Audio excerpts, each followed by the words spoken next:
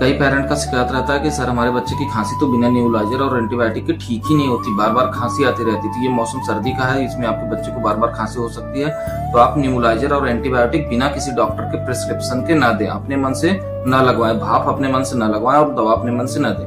और कई बार तो आपके बच्चे का वायरल हो सकता है, वो अपने आप से भी ठीक हो सकता है, इसलिए इंतजार करें और बार बार न्यूमलाइजर न दें और बार बार एंटीबायोटिक न दें। ये रजिस्ट्रेशन के साथ साथ ये आपके बच्चे के बॉडी में रजिस्ट करेगा और ये नुकसान भी करेगा। इससे आप अपने बच्चे को बचाने की कोशिश करें। Thank you.